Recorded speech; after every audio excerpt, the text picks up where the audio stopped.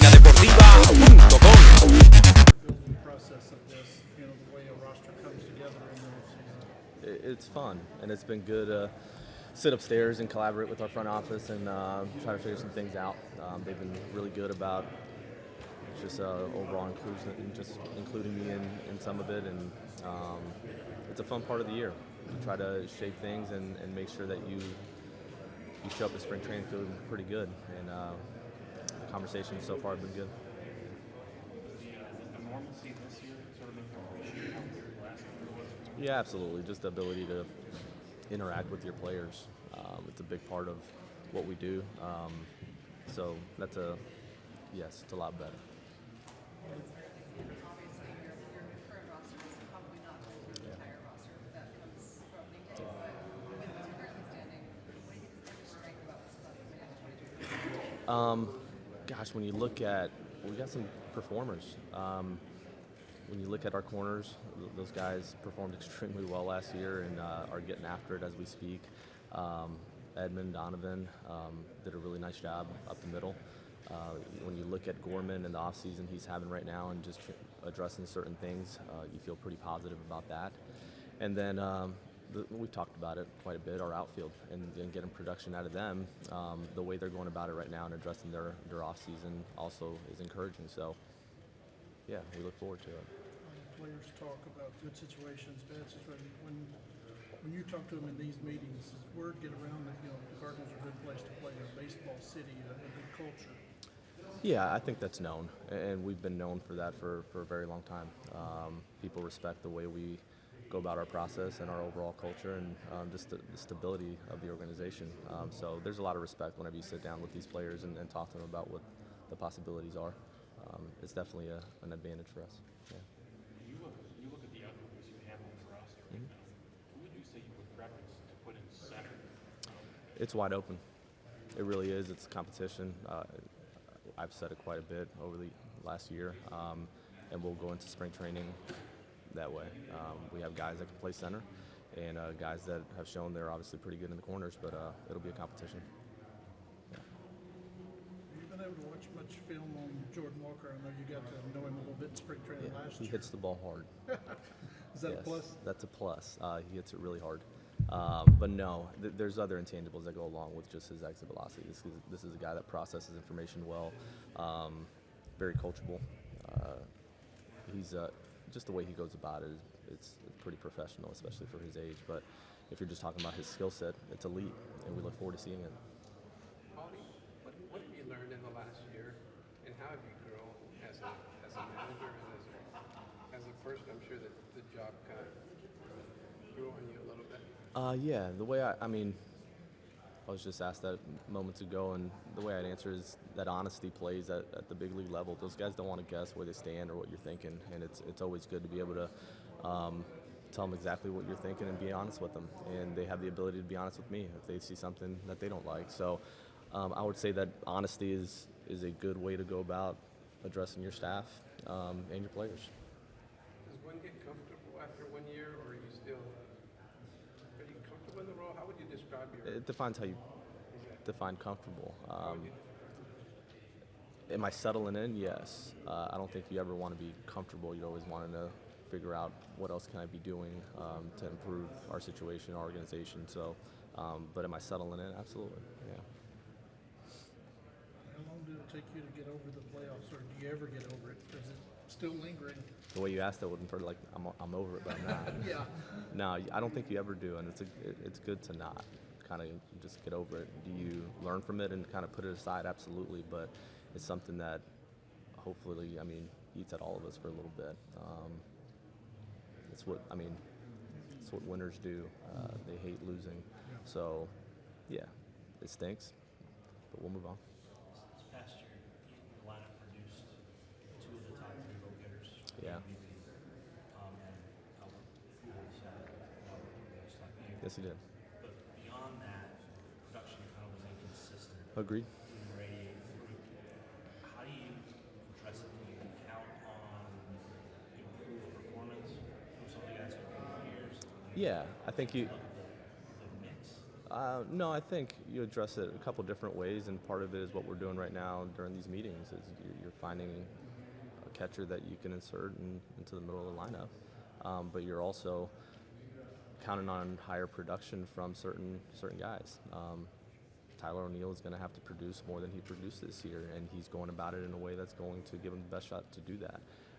You look at Carlson and some of the other guys, like they're going to take this offseason very serious, and at the end of the day, put very plainly, they're going to have to produce at a higher rate. A couple of those guys you mentioned, health, or is there more to it? A little bit. Some of it was health this year, and it's hard to get into a rhythm whenever you're in and out of the lineup due to injury. And then some of it is also approach-based, mechanics-based, a combination of all of it. So, yeah. What's today's date? Yeah. December 6th. December 6th. Okay. Give me a couple months. No. Very true. Who's your opening day? That is so true. What do you, maybe not who, How much you flux as a leadoff spot, and how much do you think that plays? we have some options there, and I haven't. Yeah, we have some options to be able to lead off, and as we get closer, it'll be a little more defined, and as we go through spring training, even more. But at the moment, I know it's not you. It's basically it. Yeah. Yeah.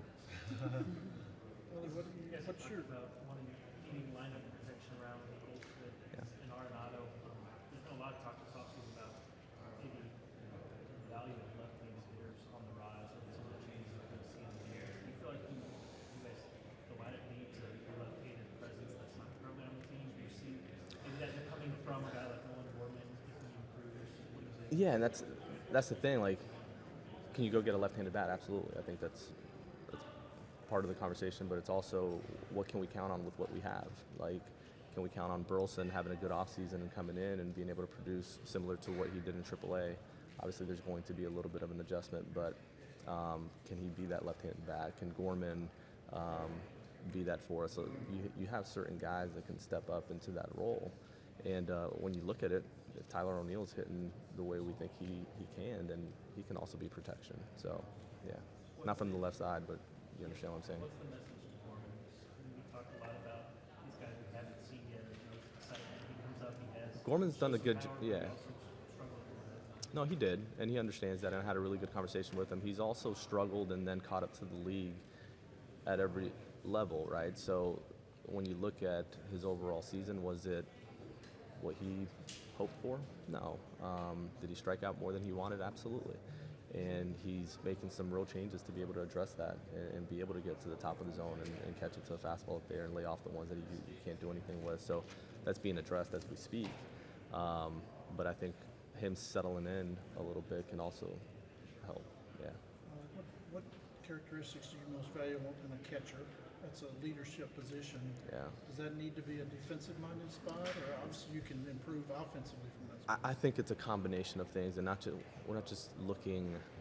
We had a very, very good catcher for a long time, and one of the most respected competitors in our game, right? So it's not just finding the best defender or the best bat out there that can catch. It's the overall package of someone that's going to fit our culture and add to it.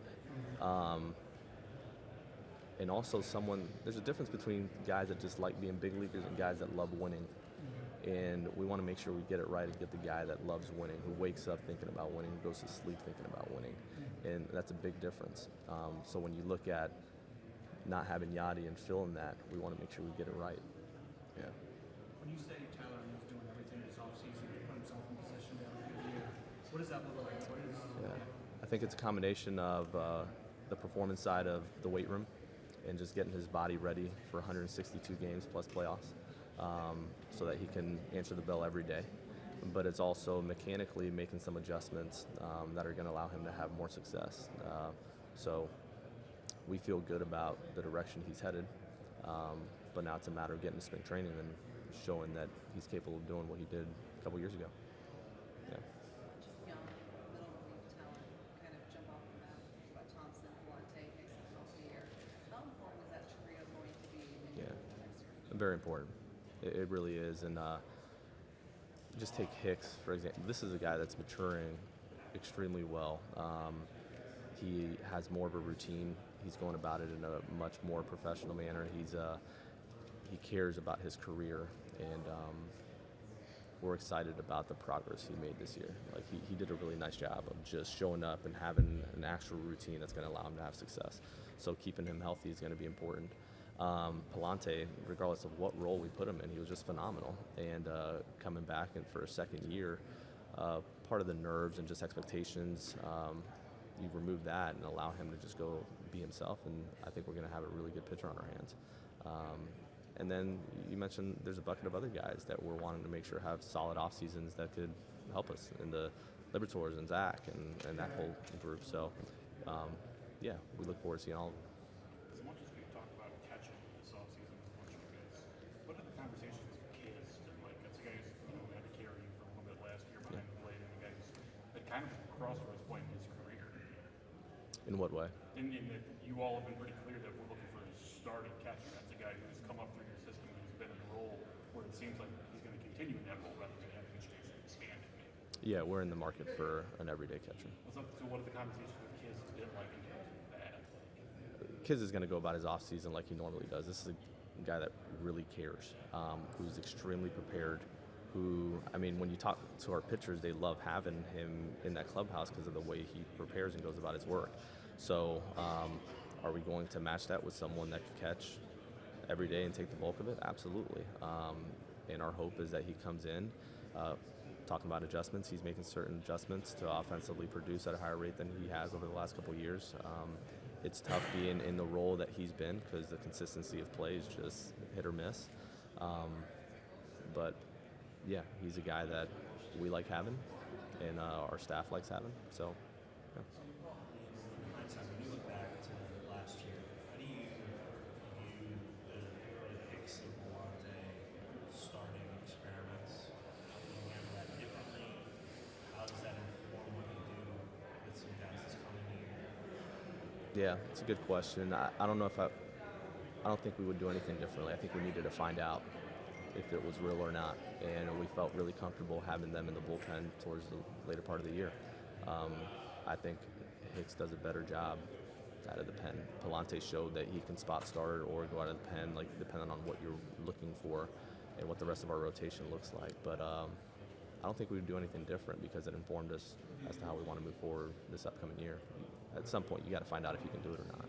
Is Zach Thompson in that spot for this coming year? Yeah. Health is going to be, our rotation is what it is, and we're going to figure out, if everybody's healthy, then we don't need Zach in the rotation. It's just a reality. So we'll see how everybody comes in and finish this spring, and then we'll go from there.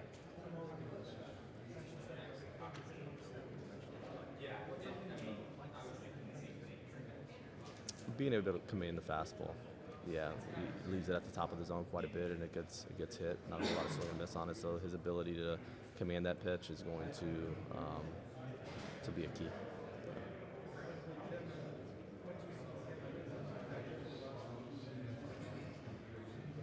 I'm having trouble hearing you.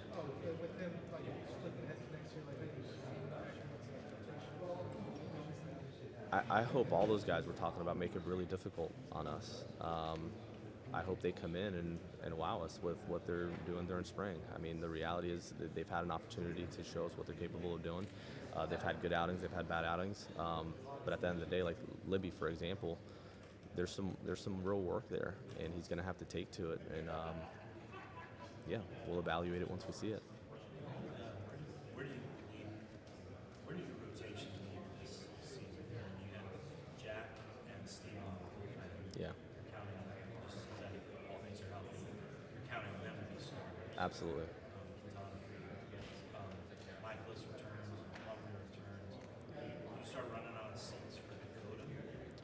Waino. Well, yeah, Waino. Yeah, so yeah, and you do run out of seats if everybody's healthy, and that's what I love about competition is come in and try to take somebody's job, make it hard on us. But when all those guys that you just named are healthy, that is your rotation. How much was it good for your peace of mind the way Jack finished the regular season. Yeah. And now moving forward, he's going to be healthy for the first time in a while. I'm really looking forward to that. Had a good conversation with him last night. He's feeling really good about where everything's at. His workouts, weight room, everything is in a really, really good spot right now.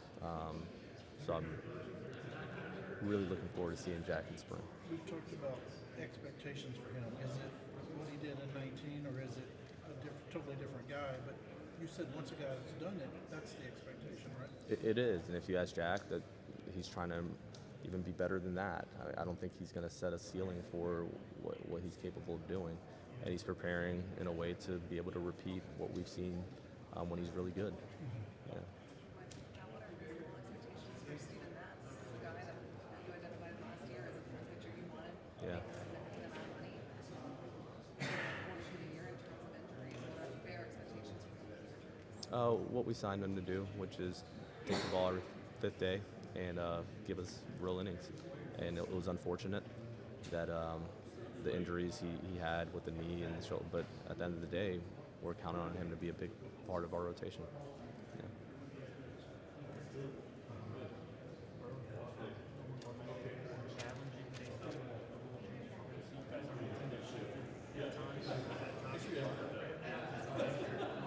I actually think he impressed me with his defense more than I anticipated. Like I thought he did a really nice job.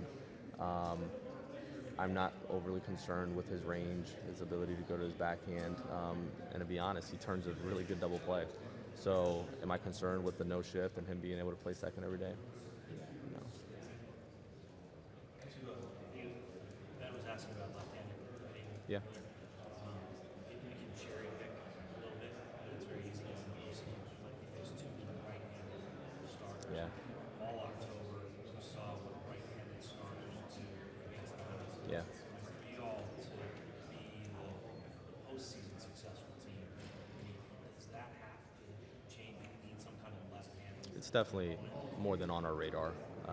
It's part of the discussion during the days that we're here, and our focus at the moment is, Mo's made it clear, we need to walk away with the catcher, and then we'll dive into what's next from there. But the focus right now is someone be able to sit behind the plate and catch the ball. Yeah, That's obviously you can't have the ball go to the backside. it's by rule. Yeah, yeah, And that's a lot of extra bases to Yeah. give up, which I know you guys want to avoid. yes. Speaking of extra bases, to have that kind of production on the left side, is that essential now? Is that, I mean, all there part of short? Is that just how the game's played? It's more the point on that. You struggle against right-handed pitchers, top right-handed pitchers. You get that equal to change that look of offense. It's helpful if it is. And now the conversation is, you give Gorman those at-bats or Burleson those at-bats, or you go to the free agent market. And then what does that look like? But yeah, it's helpful to be able to combat a really good right-handed pitcher, yes. Like Lars? Lars? Absolutely, yeah. Yes. When you're looking at the potential of at-bats coming from second base from Donovan and Gorman, and then from the DH spot in Burleson, Newt will play the outfield every day. Yeah. You're going to have three big horses in the World Baseball Classic. Will that give you more advance to use in spring training? Yeah, it gives you the ability to give other people at-bats and get a good look on certain guys. But, yeah, absolutely. Hey, you talked about catching generally. Willson Contreras, he's not a left-handed slugger. He's got a little bit of that. What kind of a fit would he be for you guys? How well do you There's a couple guys that'd be a good fit, and it's a matter of us taking a step back and making sure that we get it right. But Willson is a very good competitor, and earlier we talked about loving winning, and this is a guy that loves to win, who wakes up thinking about it, goes to sleep thinking about it, and we've seen him quite a bit across the way. And it's a guy you don't want to compete against because you know he's pretty good. So yeah, he's a great competitor, and we respect his game. He's a guy who I've covered since he came up in Chicago, and I know how passionate he is about things like that. I think he would be extremely motivated, especially maybe to stay in the division, get a chance to win it against his coach. Does that come into play at all? When you consider a guy like that, who come in with a chip on his shoulder, who's already kind of got that handle? Does it have crazy weight? No, because you're more evaluating his skill set and just overall competitive nature, not so much just because he's going to be competing across the way from the team he just came from. I think there's other attributes that we would weigh a lot more than that. But if we're saying, is he a competitor that loves winning? Yes. Yeah. My understanding is you may have talked to him fairly recently. Did you learn anything about him that you didn't already know? Yeah, I was able to spend some time with him, and me and Mo spent a decent amount of time with him and his agent, and it was a good visit. It really was. When you set aside everything from a competitive, seeing him across the way, and you're just having a conversation with him and learning kind of what drives him and what motivates him and what he's looking for moving forward, it's telling. So yeah, we enjoyed our visit.